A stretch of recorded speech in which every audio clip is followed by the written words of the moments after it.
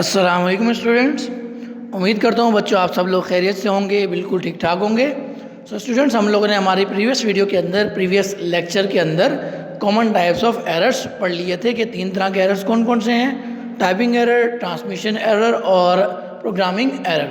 ठीक है, एरर्स आ गए हैं तो अब हमारे पास क्या है, हमारे पास जो नेक्स्ट टॉपिक है इस चैप्टर के अंदर वो है डेटा वेरिफिकेशन। आज की वीडियो का टॉपिक भी हमारा यही होगा कि हम लोग डिटेल में पढ़ेंगे डेटा वेरिफिकेशन क्या होती है, किस तरह से एक डेटा को वेरीफाई किया जाता है कि उसमें एरर के चांसेस कम हो जाएं। इसकी रीडिंग को स्टार्ट कीजिए। Data verification, we have identified different types of errors that affect data integrity. Recall the examples where your marks 85% were entered incorrectly 70% on your report card. You were able to spot the error because you had seen your marks on the answer script earlier. You compared the two marks and saw that they did not match. You then concluded that the teacher might have made an error while preparing your report card. This is called data verification. ठीक है, कह रहे हैं इसका आपको पता लगा data verification क्या है।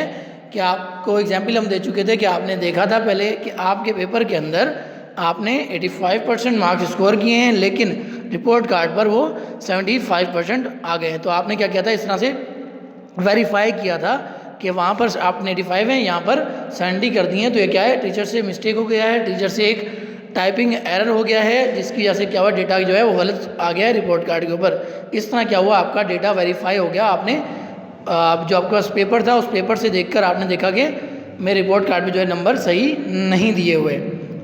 नेक्स्ट पैराग्राफ को रीड कीजिए। Data verification help us to spot any error in the data. Verify data we compare it as it appears in 2 or more places.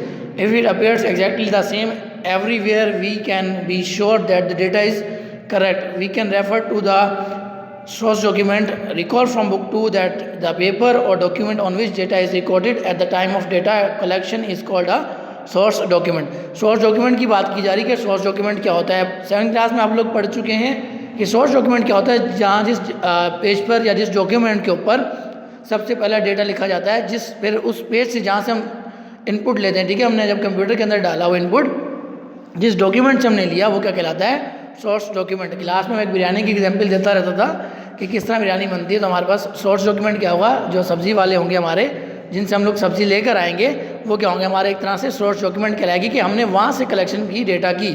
ठीक है, इंग्रेडिएंट्स हम लोग कहाँ से लाए थे, सब्ज़ी वाले से।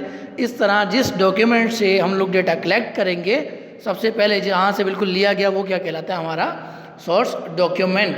तो कह रहे हैं डेटा वेरीफाई करने के लिए हम लोग वेरीफाई किस तरह करते हैं, 2 या 3 जगह जहाँ जहाँ डेटा मौजूद है वहाँ कंपेयर कर लेते हैं कि हर जगह डेटा सही है या नहीं।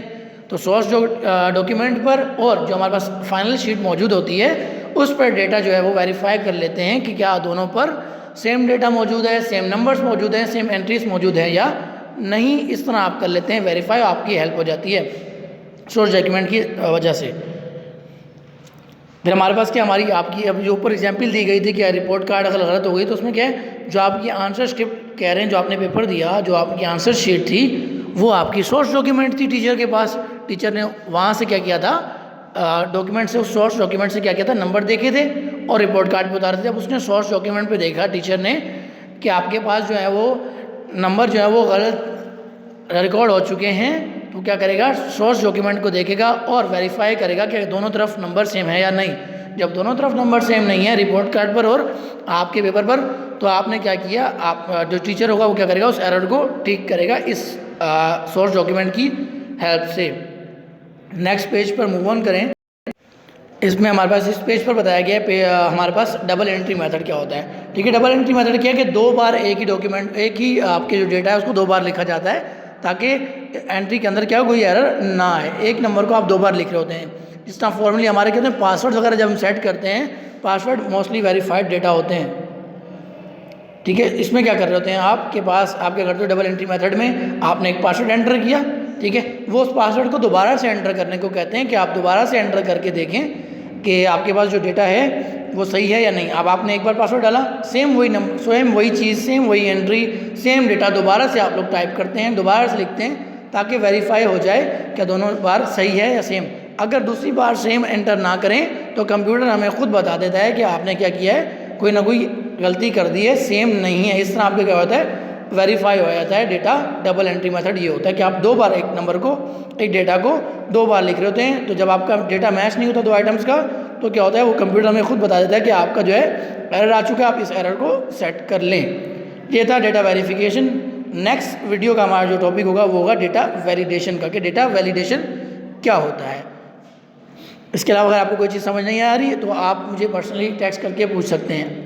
होमवर्क आप लोगों को मैं सेंड कर देता हूँ, आपने अपनी नोटबुक पर कॉपी करना है और इस वीक के एंड में हम लोग आपकी नोटबुक्स मंगवाकर उसको चेक कर लेंगे इंशाल्लाह। नेक्स्ट वीडियो में आगे कंटिन्यू करेंगे। तब तक अपना बहुत ज़्यादा ख्याल रखिएगा।